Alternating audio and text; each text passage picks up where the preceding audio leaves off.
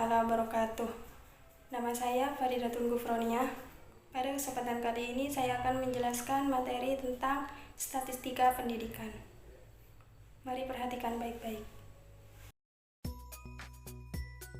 Yang pertama, pengantar statistika.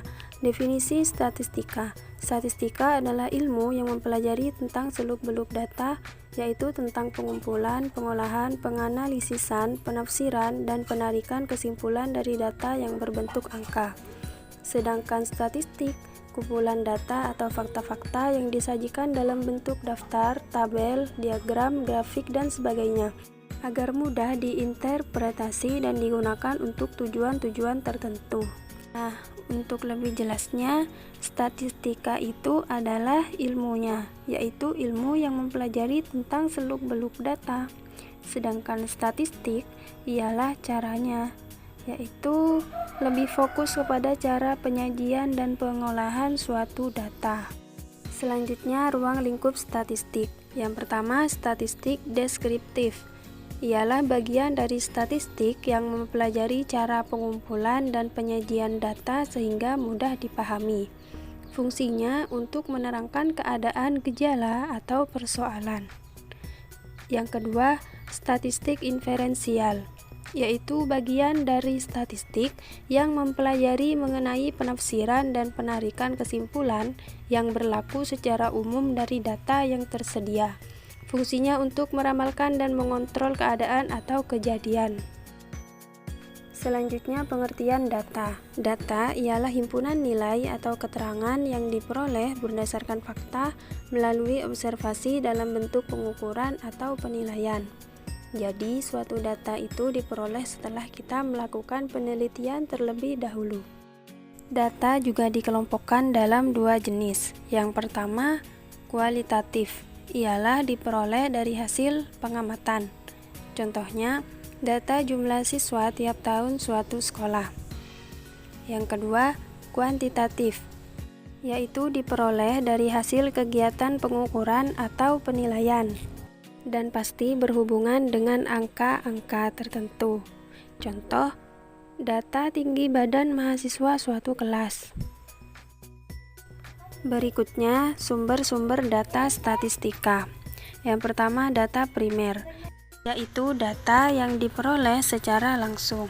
Misalnya wawancara. Pasti di dalam wawancara kita melakukannya secara face to face atau secara langsung. Maka wawancara disebut dengan data primer, yaitu data yang diperoleh secara langsung. Selanjutnya, data sekunder, yaitu data yang diperoleh dengan bantuan dari pihak lain. Misalnya catatan atau dokumentasi perusahaan berupa absensi, gaji, laporan keuangan publikasi perusahaan. Selanjutnya, pengumpulan data dapat diperoleh melalui yang pertama, pencatatan langsung, dan biasanya dilakukan berdasarkan pengamatan. Misalnya, siswa yang ingin mendata pergi ke kantin kemudian mengamati makanan yang dimakan oleh teman-temannya tersebut pada jam istirahat. Selanjutnya, yang keempat, dengan cara menyebarkan angket atau lembar isian. Misalnya, masing-masing siswa yang ingin didata mengisi lembar isian yang sudah disiapkan oleh gurunya terlebih dahulu. Selanjutnya, penyajian data. Yang pertama, penyajian data dapat diperoleh dalam bentuk tabel. Yang kedua, bentuk diagram, yaitu diagram batang, lambang atau gambar, garis, dan lingkaran. Yang ketiga, histogram dan poligon frekuensi. Yang keempat, distribusi frekuensi kumulatif dan ogive. Yang pertama, dalam bentuk tabel. Berikut sudah ada contohnya. Berat badan siswa kelas 12 sebanyak 12 siswa. Jika disajikan dalam tabel adalah seperti dalam gambar tersebut. Yang kedua, dalam bentuk diagram. A. Dalam diagram batang. Misalnya, data penjualan buku selama 5 bulan adalah sebagai berikut. Perhatikan gambar tersebut. B. Dalam diagram garis. Berikut ini adalah data penjualan buku jika disajikan dengan diagram garis. Perhatikan contoh tersebut. C. Diagram gambar atau lambang ialah diagram yang datanya disajikan dalam bentuk gambar untuk mewakili benda yang menampilkan banyak benda sesungguhnya. Seperti contoh dalam gambar tersebut. Selanjutnya D. Diagram lingkaran. Di dalam contoh gambar tersebut adalah banyaknya wisatawan yang disajikan dengan diagram lingkaran. Yang ketiga dalam bentuk histogram dan poligon frekuensi, yaitu seperti contoh dalam gambar tersebut. Yang keempat distribusi frekuensi kumulatif dan ogive. Distribusi frekuensi ialah susunan data menurut kelas interval tertentu atau menurut kategori tertentu dalam sebuah daftar. Tujuan distribusi frekuensi: yang pertama, memudahkan dalam penyajian data. Yang kedua, memudahkan memahami data. 3. Memudahkan membaca data sebagai bahan informasi. Yang keempat, memudahkan membuat grafik. Yang kelima, memudahkan dalam menghitung dan menganalisis. Selanjutnya, macam-macam tabel distribusi frekuensi. Yang pertama, tabel distribusi data tunggal. Yang kedua, tabel distribusi data kelompokan. Yang ketiga, tabel distribusi kumulatif. Yang keempat, tabel distribusi relatif.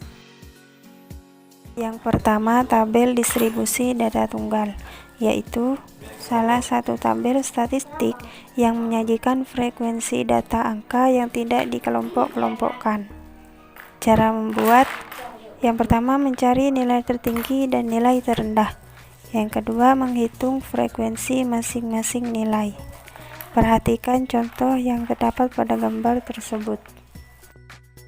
Selanjutnya, yang kedua, tabel distribusi kumulatif, yaitu distribusi yang menyatakan frekuensi total yang ada di bawah atau frekuensi total yang ada di atas bawah suatu kelas.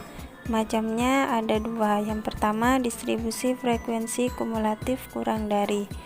Yang kedua, distribusi frekuensi kumulatif lebih dari atau sama dengan.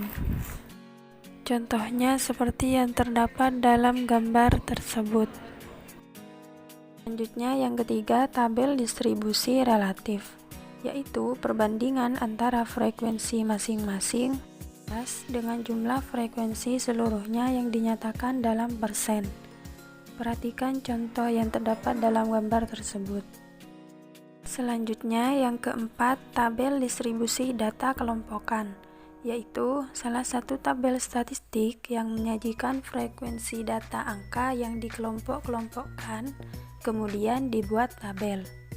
Cara membuatnya: yang pertama, mencari nilai tertinggi dan nilai terendah. Yang kedua, mencari banyak nilai atau rank. Yang ketiga, menentukan banyak kelas dan interval kelas. Yang keempat, menetapkan batas kelas. Yang kelima, mempersiapkan tabel. Dan yang terakhir, menghitung frekuensi setiap kelas. Nah, ini contoh dari tabel distribusi data kelompokan. Selanjutnya, ukuran pemusatan data, yaitu ada dua. Yang pertama, ukuran pemusatan data tunggal. Yang kedua, ukuran pemusatan data kelompokan. Pengertian ukuran pemusatan data tunggal, yaitu nilai tunggal dari data yang dapat memberikan gambaran yang lebih jelas dan singkat tentang di sekitar mana data itu memusat, serta dianggap mewakili seluruh data. Selanjutnya, jenis ukuran pemusatan data tunggal. Yang pertama, nilai rata-rata hitung atau mean, yaitu suatu bilangan yang mewakili sekumpulan data. Yang kedua yaitu median. Median adalah nilai tengah dari kumpulan data yang telah diurutkan. Yang ketiga, modus, ialah nilai data yang paling sering muncul atau nilai data yang frekuensinya paling besar. Berikut ini ialah contoh nilai ulangan matematika siswa kelas 12 jika disajikan dengan min, median, dan modus. Selanjutnya, ukuran letak data tunggal. Jenis ukuran letak data ada 3, yaitu kuartil, desil, dan persentil. Pertama, kuartil. Kuartil adalah titik atau skor atau nilai yang membagi seluruh distribusi frekuensi ke dalam 4 bagian yang sama besar, yaitu masing-masing sebesar 1/4 N. Selanjutnya, desil. Desil ialah titik atau skor atau nilai yang membagi seluruh distribusi frekuensi dari data yang sedang diselidiki dalam 10 bagian yang sama besar, yaitu masing-masing sebesar 1/10 N. Selanjutnya, persentil. Persentil adalah titik atau nilai atau skor yang membagi suatu distribusi frekuensi menjadi 100 bagian yang sama besar. Mungkin hanya ini yang dapat saya sampaikan, kurang lebihnya mohon maaf. Wassalamualaikum warahmatullahi wabarakatuh. Sekian dan terima kasih.